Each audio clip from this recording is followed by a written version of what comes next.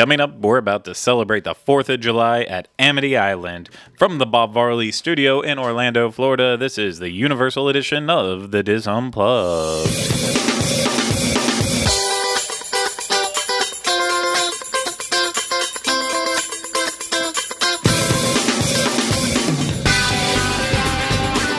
This is episode 134 of the Diz Unplugged Universal Edition.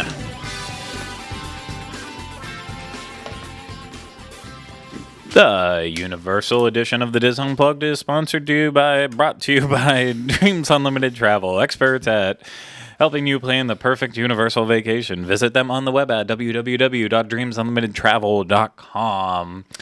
Hey everyone, welcome to this week's episode of the Diz Unplugged Universal Edition. I am sorry for that stumble and mess up there. I just clearly had too good of a time celebrating the 4th of July, like everyone else should have this week. I am, of course, your host, Craig Williams, and today I am joined alongside by my co-host, Mr. Ryno Clavin. Hello, Ryno. America, yes. Very exciting. Should have worn my red, white, and blue today. If only I had known. Well, it's July 4th now, so it's not as today. Necessary. Is it? Yeah. No, it's the 4th. Oh, it's not it's the 4th. 6th. Yeah, it's the 6th. It's the 6th. What are you talking about? Yeah. Okay. It's one of those days. We'll figure that out later. The future. Yeah, it is the future. I will tell you that much for certain. But regardless, every day this week to me is the 4th of July. One of my favorite holidays in general. What does it celebrate? Well, America. It celebrates cheap beer. It celebrates hot dogs and other sorts of grilling. Love a good hot dog. We all know that. I'm so excited. It's the hot dog holiday. Yeah, no, it really is. Fireworks. And just a stunning amount of patriotism, and that that to me, and it also it invites this sense of nostalgia for being a kid again, like having every summer off and just doing nothing all day, every day, except going outside to play, sitting inside, watching TVs and movies. And I don't know, there's just something about summer and the 4th of July that it's like it's the complete counter opposite of Christmas, where it's staying inside and family and coziness and presents and all that. It's the opposite. But potato salad. Potato salad. But yeah, part of the reason why I love the 4th of July in particular is because, well, Jaws. Okay, I was going to say, what's your favorite 4th of July movie? And I know it's not Independence Day. No, it's definitely not Independence Day. There are many great ones out there. Independence Day Resurgence. No. Well, I mean, I think first and foremost, it has to be The Patriot, the classic Mel Gibson film. It is. No, it definitely is a good one. Maybe you go down the route of Born on the 4th of July, Tom Cruise. That's not really my style. I would actually rather throw back to a classic film, Yankee Doodle Dandy. What? Nothing. The only one I watch every year is Independence Day. Just the first one. God forbid. Watch that second one. It's terrible. I made the mistake of doing that last year, seeing it in the movie theater, and it ruined my holiday. I do. I watch. I think it's so ironic every year that BBC America does like a marathon of The Patriot. It's just very fitting. But then, yes, I watch Yankee Doodle Dandy, and another one that I make sure I watch every summer, specifically over the July 4th week, is Jaws. Yes. And why is that, Ryno? It's just because it's the best. Because Jaws deals with the Amity town that is, Martha's Vineyard area that is dealing with some shark issues in their water, and the newest he's new to the town, right? Yes, Sheriff Brody. I'm assuming you're talking about. Yeah, the new sheriff in town. Well, I was going to say new sheriff in town, but then I couldn't remember if he actually is new in the movie or not. But a discipline daddy. Oh, okay. A new sheriff in town is trying to get them to shut the beaches down over the 4th of July weekend, which would just pretty much send this town reeling because they would not make the money they need to. Exactly. So, of course, the classic 1975 film directed by Steven Spielberg, one of his best movies of all time, that iconic dun, dun. We all know it. We love it. And it just has become such a huge part of learning films as you're growing up. It's something that you see and it terrifies you every single time. And hey, that's some bad hat, Harry. Yeah. You know what that's from, right? No. That's Bryan Singer's production company. And at the end of every episode of House, it says, "That's some bad hat, Harry." And in the beginning of the movies, all the X-Men movies and everything, it's the picture from what's that movie he made with Kevin Spacey? The Usual Suspects now, so it makes less sense, but it's from that line in Jaws. Brody, on the beach, he says to the guy who comes up out of the water, swimming out of the water, he's staring at the water, and he's like, he comes out with the swim cap on. Brody goes, "That's some bad hat, Harry." That's where he got the name for his production company, from Jaws.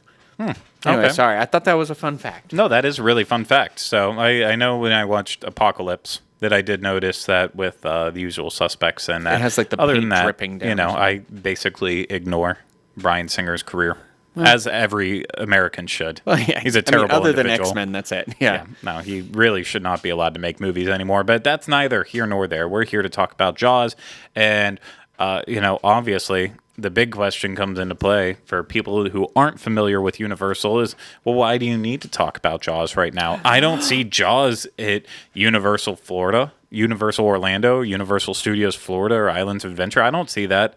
Well, that's because for people who are still new to Universal Orlando and all of the great theme park goodness that comes along with Universal is you might not realize that Jaws was there in a huge part of Universal Orlando until it was rudely pushed to the corner to be shoved out of the way to make room for the Wizarding World of Harry Potter Diagon Alley, which was one of the saddest moments in history, I want to say. Yeah, but we got like the best thing ever.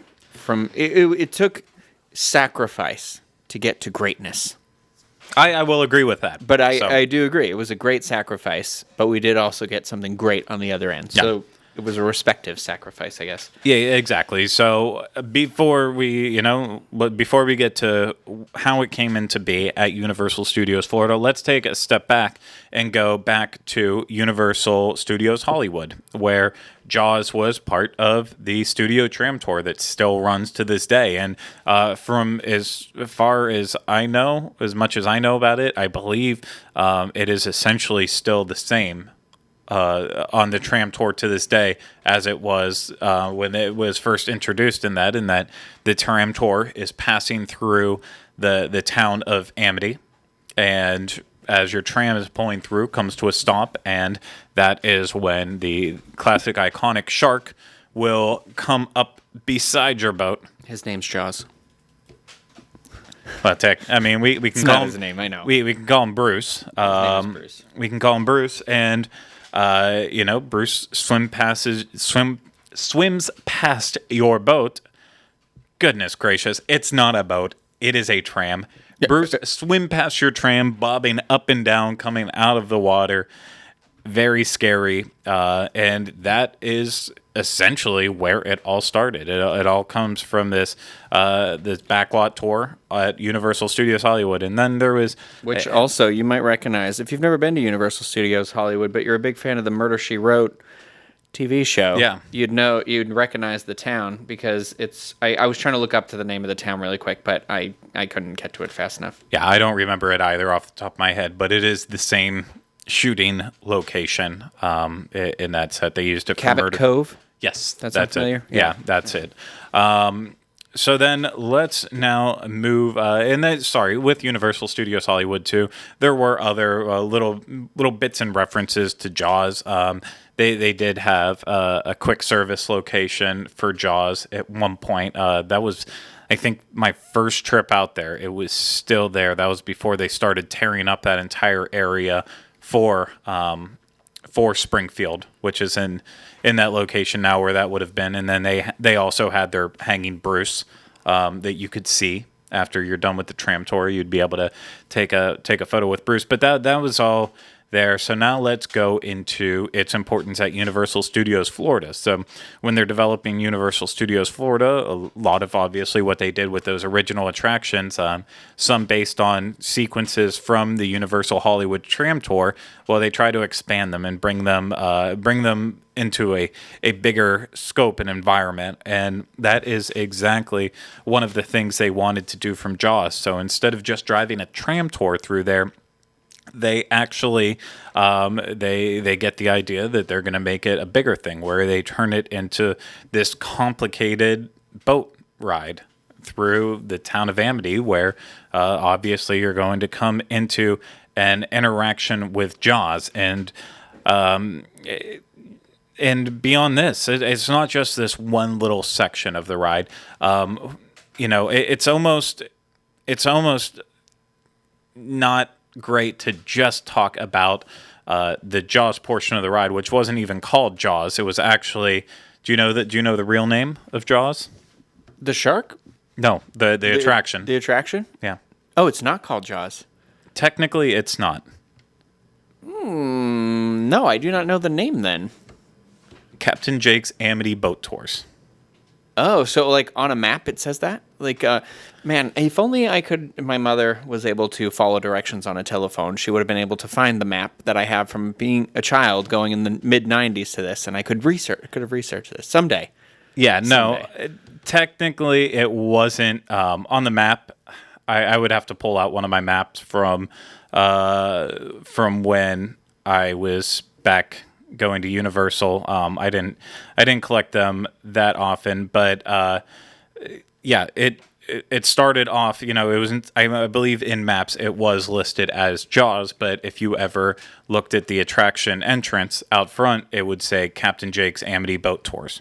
And that's what was on the sign. That's cool. That's what it was, because remember, it's not an attraction where Jaws is like you're going on a tour to find Jaws. You're going on Captain Jake's Amity Boat Tours to get a tour of Amity Island area and the surrounding part that was where this incident happened that then Steven Spielberg took the inspiration from, because that was the whole plot of the ride, is that this incident happened in 1974 with the shark and the townspeople, and then Steven Spielberg took it and made it into this big movie, and that we all came to know as Jaws. And so the attraction itself was kind of a sequel to Jaws in a way, ignoring Jaws 2.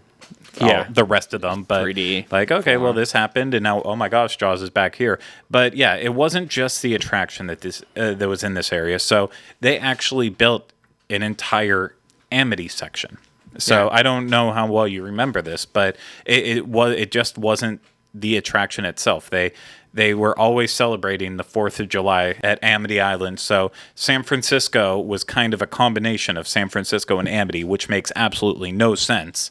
Because they're opposite sides of the country, but whatever. But they're smashed together, and I don't want to make it sound greater than it was. Literally, Amity was just a bunch of the carnival games, essentially. So the games that you still see outside of the Simpsons ride over in Springfield, and then the games they added to the Jurassic Park area after it closed down. That's literally what it was. It was those games.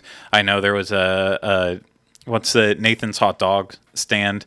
There was that, and that's basically what Amity was. But it was always vibrant. And then the headlining thing was Captain Jake's Amity Boat Tours. And so I guess the next point is to get along and start really discussing the attraction itself. And unfortunately, and this really does suck, but this is when the ride did close down. They announced that it was closing in December of 2011, and then it was closed basically right away at the beginning of 2012. I want to say it closed January 2nd, 2012 is when it actually closed. And so because of that point in time, I was still working at Universal. And Ryno, I believe you were at Disney, right? In 2012? Yeah. Yeah. So this was before either one of us was working the theme park game in terms of going out and making videos and stuff. So we don't actually have a Diz video of the ride through of Jaws to show you all. I'm sure most of you have experienced the attraction and have seen it, or you've watched any of the other videos out there about it. It'd be really hard to miss. And if you haven't, I'll make sure to put a link into one of our friends' videos of the entire Jaws attraction, so that way you can see it.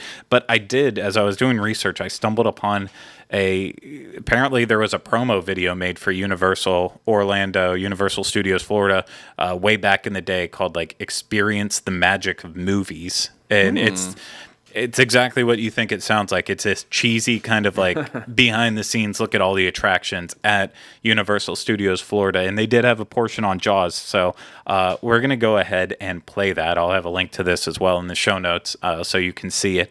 But it's very 90s. And I think it's absolutely wonderful. It's how, even though I didn't experience the attraction back then, this is how I would like to remember the attraction in its heyday. So let's go ahead and watch that. As we stroll through the streets of Amity, this little New England village seems like any seaside resort in summer. Young men thronging around the shooting gallery, people basking in the sun, crowds taking photographs of a great white shark. A great white shark. But this is a movie set, and this is where Jaws turns an elemental fear of the water into screaming terror. But today the sea is calm. It's a good day for a boat ride. What happened? Mayday! Mayday! Street 3! Something's out there! I don't know what! Good luck! Soon! Help! Send help! It's going to attack! Help! Help! Ah!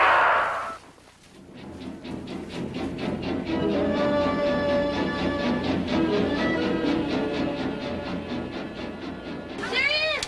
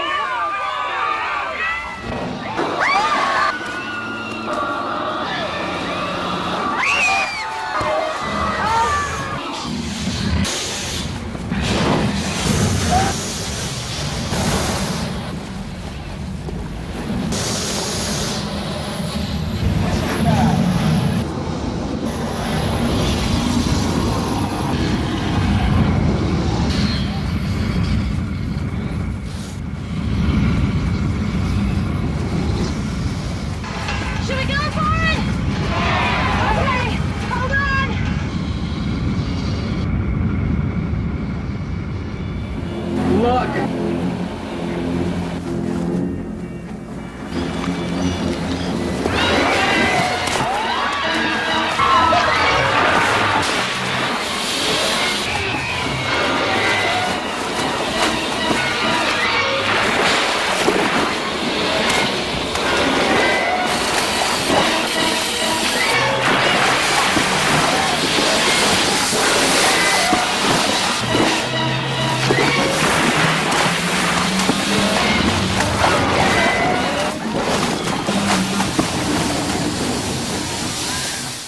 Tricky editing there, huh? Yeah, no, I promise you that if you can get past if you can get past some of the continuity issues in that editing and the overt 90ness of all of that, it definitely makes that attraction look way more thrilling and exciting than it actually was. But it really was a great attraction. So I don't want to talk down about it at all in that way. But let's go over it. So Jaws did open with the park back in 1990, but unlike the other attractions that went through minor hiccups and just didn't really work as well as they wanted it to, Jaws didn't really work at all. It was a complete train wreck disaster from the second it opened. and it was so bad that they even had to shut the ride down completely and retool it. So, yeah, it just. I did want to. We got away from it quicker than I thought. I was going to say the guy who was voicing that is definitely the voice of Charlie from Charlie's Angels, who was doing that commercial. I had to look his name up. That was John Forth. Oh, okay, okie dokie. But anyway, I enjoyed that too. Made it feel extra like nostalgic. I don't know. No, it really did. That's I will post the full link to the complete long because I want to see the rest of that. Yeah, so you can see it all. But that was just the Jaws portion. So what happened after they shut it down? So yeah, they shut it down and they completely retold the entire attraction, and then it actually didn't reopen again until 1993. So it didn't really have its official opening until 1993, even though it was open. And they did have to go work with new manufacturers and stuff to build the ride to what it was, the one that we remember. I was reading about some of the changes that they did make, apparently, and I know there are some videos out there of the very first version of it that some people were lucky enough to get in.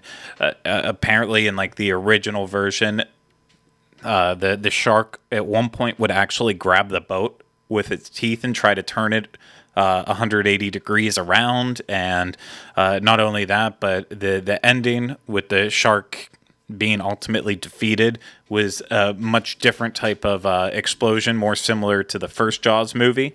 And so they had to completely retool it. It reopened.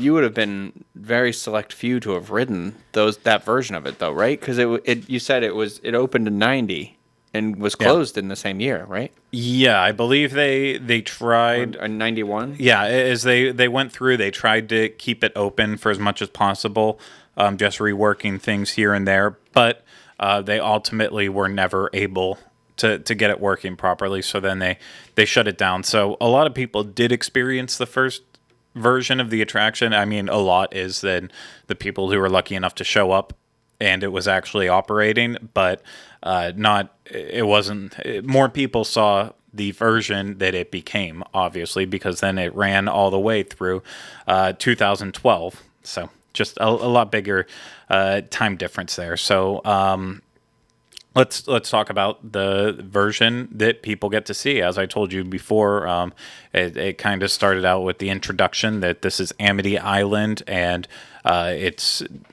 Amity became famous because of the attacks that happened there, and then ultimately Steven Spielberg made the Jaws movie, and so then the ride got pretty exciting because, of course, Skipper is always driving the boat. One of the other Amity boat tour boats is sinking, and so you have to go investigate it, and that's when you end up encountering Jaws. And all your skipper has alongside is a trusty grenade launcher, because that's what everyone just has sitting around on their boat. Well, yeah, obviously. You go on a fishing trip, you bring your grenade launcher. Yeah, so you need your grenade launcher in order to start shooting at Jaws. Eventually, during the attraction, as you saw in there, you try to hide in a boathouse and wait for Chief Brody to show up to kind of save the day. But lo and behold, Jaws is in there and comes after you, and so you have to get out of there quickly. And so you leave the boathouse. Chief Brody's trying to get there, but obviously your skipper has to continue going on trying to save the day. And at one point, the skipper shoots a grenade at the gas station that's kind of like the gas dock. I don't know exactly what they call it, causing a giant explosion. And when the skipper eventually tries to unload everyone at a pier, that's when then Jaws eventually comes back and heads straight for the boat. But Jaws actually ends up biting down on a power cable, electrocuting itself. You see the charred corpse just float to the top. And just like that, the day is saved. Like a turd in a pool. Yes, and I apologize for that. I know that wasn't the most dramatic of retellings, but you have to remember, this is Craig Williams we're talking about here. He's wearing jean shorts. You can't see it. He is dressed for the occasion. Oh yeah, no, it's I wore my jean shorts, and under this I have my my Captain Jake's Amity boat tour shirt in the baby blue that someone stole from me. I'm not doing that. What's a baby blue? That's the color of the shirt that all the skippers wore. Their baby blue shirts. So you want to talk about the Halloween Horror Nights thing here that I just read about? You can talk about it. Well, yeah, apparently, I know the queue was used for Halloween Horror Nights for several times, and sometimes for houses and stuff like that. But I guess at Halloween Horror Nights 10, they included Jack the Clown in part of the attraction, and he was seen killing a victim in the boathouse, and then turning his attention onto the boat that you're on, I guess. So, it's interesting. That's definitely, they don't do stuff like that anymore. No. You know what I mean? Like, the attractions aren't really, like, they're operating, but they're not really part of Halloween Horror Nights. No. And most of the years, I believe, after a certain amount of time, they ended up starting to use the Jaws queue as one of the houses. And I know that the final year they did that, the house was Saws and Steam, because I rescued over there, like on the final night. So it was really cool to Halloween Horror Nights 21. Yeah, no, that was one of the coolest experiences that I got to do, being one of the last people to walk through the house at the end of the event. And all the actors in there were just like going nuts and stuff. But yeah, the Jaws queue was used for Halloween Horror Nights as well too. And as we talked about before, Jaws gets closed January 2nd, 2001. 2011, I apologize for that, and eventually gets turned into the Wizarding World of Harry Potter Diagon Alley. Jaws isn't completely forgotten over there, though. They put in little nods and touches to Jaws in Diagon Alley itself. So, they have outside in the London area, they have the record shop. There's the Quint Trio record that they put up there to salute Quint from the movie, and then in one of the windows, be close to the ice cream shop, Florian Fortescue's, they have a jaw from Jaws that's kind of hanging up, hidden behind in the window. There's one inside of the Boris and I don't remember the name of the one, the Bad Wizard shop. That's Borgin and Burke's. Yeah, there's one in there. Yeah, too. That's a jaw. It's like the shark's teeth. And then, of course, also when we lost, we didn't just lose the attraction itself, which was a very big footprint. We lost everything that had to do with Amity, with the exception of one portion. And what is that, Ryno? The Shack. Yeah, he's hanging up still. He's by the Lombards. Yep. On the patio. Exactly. So they have the bar that's out there, Chez Alcatraz. And that's the kind of outdoor bar that you can just walk up, like a circular bar. And then right beside it, that's where you are going to find Bruce hanging up. So you can still take your photo with the shark that was outside the attraction back when that was still around. So, do people know the story, like why it's called Bruce? Bruce was the name of Steven Spielberg's lawyer that he hated. And then that's also why the shark in Finding Nemo's name is Bruce. It's because it's Bruce from Jaws from thing. I just want to make that clear, so people in the comment section are going to leave a comment, or somebody's going to say it, or maybe somebody didn't know. I always enjoyed that. Yep. That always tickled me. Well, now they don't have to. So, because you just explained my it, so they don't have name to worry was Bruce. about it. Because Tiburon in Spanish means shark, and it was Silva. Excellent. Now that's why you come here to watch our videos and listen to our podcast, for that kind of tidbit. Yeah. So we're just, this wasn't really a Hall of Fame episode. It was more of a remembrance of Jaws itself. We're celebrating the history of Universal Studios. Yeah, obviously, if we were to do a Hall of Fame episode on it, Jaws would make it without any issues. To me, that... E.T. is still around, and Universal Horror Makeup Show, that's still around. But when they killed Jaws and that was gone, that was the final nail in the coffin, that nothing is sacred Right. at Universal. Yeah. Everything's on the table now. And which was a shame. But what were some of your feelings and memories? Because that's more what we're sharing. Oh, about I went on this when I was a kid. It scared the crap out of me. It scared my brother even more. My brother sat on the railing by where the shark, like right where the shark's mouth comes right up to the side of the boat at one point, and it was like that scene in Jurassic Park where they've rescued Malcolm and Ellie is kind of turned around and she's just screaming and pushing her back into Muldoon's side, and she's just like, and he's get off the bloody wheel. I felt like I was Muldoon, and that was my brother was just screaming like that. So I remember this being like, I remember it was scary. It wasn't my brother was. I was scared too, but my brother, my brother lets those emotions go real fast, and I still remember the look on his face when that shark came at us in the boathouse. That was the one. I think that's where it happened. It was either the boathouse or that first part before that. But I remember the boathouse being horrifying too. So this ride definitely, I've said it before, is that I like Universal quite a bit because the rides felt compared to Disney as a child, and this is just my opinion when I was a kid. I don't like roller coasters and stuff like that when I was a kid. I've grown to enjoy them a little more as an adult, but I liked things that were like exciting, but they picked you up and they put you in the movie. That's why I love Dinosaur at Animal Kingdom, and that's why I really loved Back to the Future. Yeah. And, it was like these were movies I had seen, and I was like, oh my God, I'm in a DeLorean, and the same for Jaws, as I remember, being proud of myself that we went on this ride, it being horrifying, but, we had just survived the shark attack. I was one of those kids where I remembered it being real. You know? So, you watch it back now, and I'm like, oh, what a stupid kid I was. But even then, it still makes me a little nervous watching the video. Even at Universal, I went on the tram tour with you, and the shark jumps in Hollywood. It scared me. Oh, yeah, no.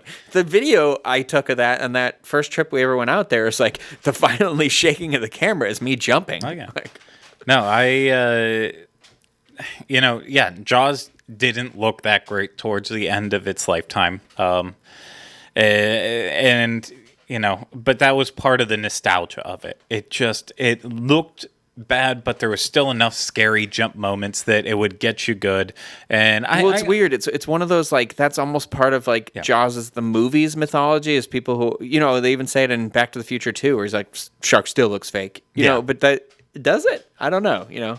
No, and I understand why it had to go. It was taking up a lot of land. It was very expensive to maintain. I still remember sitting and listening to a radio call one night. I think I've told this on here before, but there was a radio call where an entire boat full of guests basically had to be reimbursed new clothing because one of the sharks, the hydraulic fluid completely broke off. And so everyone was just getting sprayed with hydraulic fluid as they were going on Jaws. But, despite the issues and stuff, it was so classic Universal. And, I've talked about it before. I didn't get to experience Universal until I started working there back in 2011. And so I must have ridden Jaws very shortly after I got hired, as I was trying to go around and experience all the attractions. And that was, I was lucky enough to work at Forbidden Journey and be that Hogwarts student, something that everyone wanted to do that. They all wanted to be Hogwarts students and work at Forbidden Journey. Except there was one group that didn't care about it and didn't want to. And that was the people who worked at Captain Jake's and Jaws. They were so incredibly proud to be skippers there. It's kind of, again, going back to the Jungle Cruise, that same mentality. Jungle Cruise skippers are some of I don't want to say snotty, cliquey. Yeah, they're very cliquey. Yeah. They are their own group, and that's what it is, and that's exactly what the Jaws skippers were. But here's the thing that about the Jaws attraction for me, the way I see it, is the reason why it's almost got this it seems cheesy, and like you said, it could have used a little more TLC at the end, but it's got this weird sense of familiarity because it's similar, I think, to the Jungle Cruise, and you've got a skipper, and we've all been on a boat ride in the water before, but Is there another attraction where it's horrifying, where you're on an adventure like that in the water? I don't know that there is, at least not at Disney, or, that you would be familiar with. So like, it was that twist on that type of a ride. You know what I mean? And I think that's says something, a lot about like why I think Universal was relevant too, is that it had attractions like this. People talk about the screens all the time, but I'm like, I feel like they did this ride that was cool. It was outdoors. Like when you watched all the videos back, like you're in that village of Amity. Yep. You know what I mean? It's a pretty cool experience. No, I thought that it was great. Like I loved walking through Amity itself. And even though it was just games and some food stands, something about it felt vibrant. Like, it really true. It was 4th of July every single day as you were walking through there. And then the attraction was just so good. Like, I rode this very regularly. It would be one of those attractions, after our shifts and stuff. If you were like, okay, well, let's go play in the parks. What do you want to do? That's something that I would always want to go and do. And, one of the things that I don't know how rare it was, but obviously we talked about how in the past, before they added the fireworks show and during slower times of the year, Universal was always closing very early before it got dark. So the first time I got to actually experience Jaws in the dark even was during one of the nights during Rock the Universe. So because we were allowed free admission into that, so we didn't go to obviously watch concerts or anything, but like, oh, well, I can experience Jaws completely at night there. Usually the park's closed at 7, so you don't get to see it when it's dark outside. Yeah. So that was something cool that, it happened, and it was a regular thing that people got to do, but it was a way to see the attraction completely different. So if I could have worked there, that would have been like one of my goals, to be one of the skippers and just get to go crazy, shoot your grenade launcher, It reminds me of the backlot tour, It's got that same kind of like, you got the person, I don't know. If I imagine myself, it's somewhere where I think you would have to push yourself, because you'd have to be not embarrassed to make a fool of yourself while you defend people against this mechanical shark. But, you're part of that. You're part of the storytelling. Yeah, no, completely agree. So I think I can speak for both of us and say that we both miss Jaws incredibly. Wish it could come back. If you still want to experience Jaws, you actually still can at Universal Studios Japan. Another reason we need to go to Japan. I know. So they're just that list is getting longer and longer. It is, and so Jaws is still open there. Unfortunately, they did lose. They lost Back to the Future, which was one of the things that we were hoping to get out there before that closed. But they lost that, but they still do have Jaws. So their Jaws was like built within the last 10 years or something, wasn't it? I want to say it was 2010, 2011.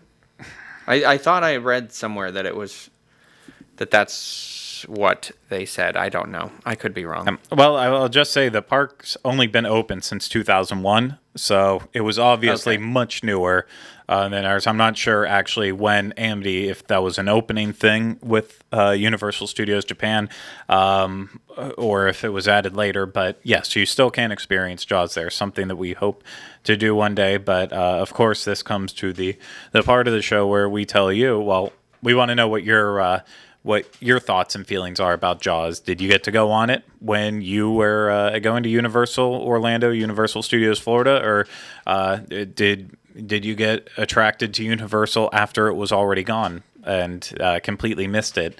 So I'm really interested to see all the nostalgia trips that people go on talking about Jaws. So make sure to leave those in the comments below, or always send us an email at uopodcast@disunplug.com. So that's going to wrap up our little discussion on Jaws. So thank you, Ryno, for going along on this little boat ride with me. I'm going to go home and watch this movie now. Oh, yeah, no. I do love this movie. I will. Little kid when they're drinking the milk. I will be watching Jaws tonight as well, too. So thank you guys so much out there for watching and listening. Of course, if you need more information, head over to disunplug.com, home of our show notes page for show notes for this show and all the others on the Dis Unplugged podcast network. Head to Facebook and Twitter and Instagram and follow us on social media there. I already mentioned email us whenever you want. We are here for you. And of course, hit like on this video if you like it, comment down below, subscribe to our channels. If you haven't yet, share it around with other people so they can also discover it. And if you're listening to this on iTunes, make sure to subscribe and rate us. So thank you so much again. We couldn't do this without your love and support. But that is going to do it for this episode of the Dis Unplugged Universal Edition. I hope everyone had a great July 4th weekend. But unfortunately, once again, no time for resolutions. But have a good one.